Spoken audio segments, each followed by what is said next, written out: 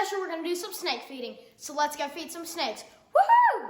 There's one more snake we're gonna be feeding today. We have Maisie, our albino corn snake, and then we have Stripe, our Kenyan sand boa. Now, if y'all can smash that subscribe button, smash that like button. I'm just about to feed Maisie and Stripe. And no, this is not their regular cage. This is way too small for a snake. Maisie would definitely not go this big. So let's get feeding some snakes. Now, guys, I'm fixing to feed Maisie and Stripe. No, these are not the regular cages. These are just the feeding cages. Way too small for a snake. So now we're gonna feed little Pinky.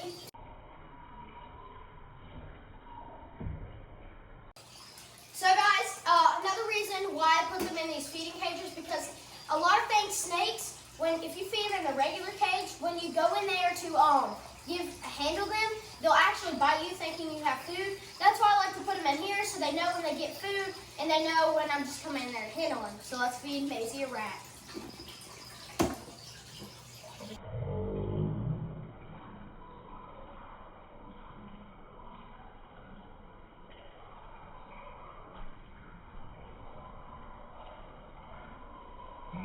Ooh, look at that! Bites it right on the head. Now, all snakes will actually bite their prey on the head, and they'll start at the head all the way down to the tail. Now, usually these snakes have been eating dead rats for a while now. Especially, we've had the Kenyan sand boa for almost a year now, and Maisie for just about 2.5 years.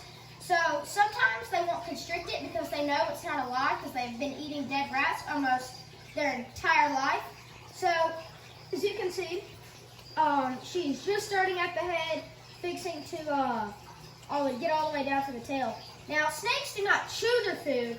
You can see right there, she is not chewing. She's actually just hooking her teeth into her prey to help get a good grip on it, and then they'll swallow it down whole. So she's just working her way down there. See, she's moving her teeth back and forth down her body. Now, snakes can actually unhinge their jaw so they can open their mouth so wide to eat prey bigger than them. Because snakes are not, they're opportunistic hunters, which means that they will actually eat basically whatever they can find. You can see how she's just expanded her mouth to help her swallow down that rat. Now, this rat is not too big for her and it's not too small for her.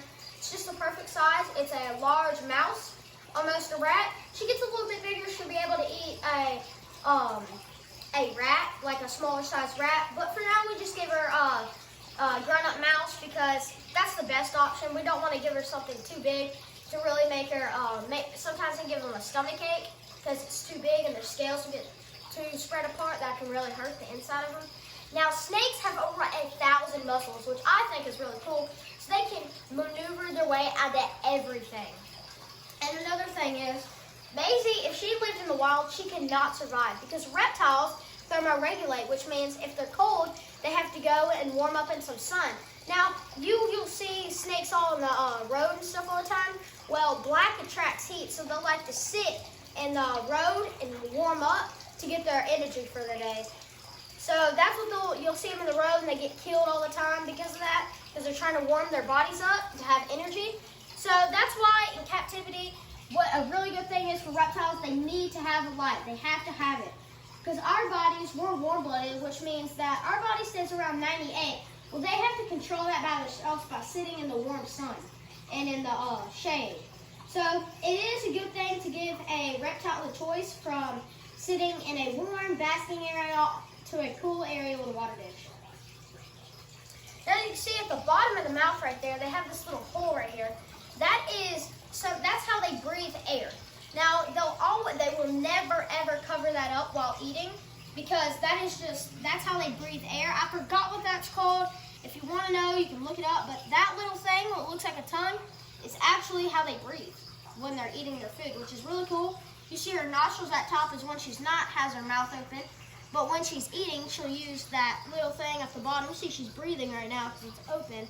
And that's how she'll breathe her air, which I think is super interesting. Now, I'm going to also talk about something else called retained shed. I think it's a very big deal. Now, as you can see right here, she's just finishing up that nice. Let's go back over. That is it, guys, for my snake feeding video. Y'all smash that like button, smash that subscribe subscribe button, and I'll see y'all guys on the next video.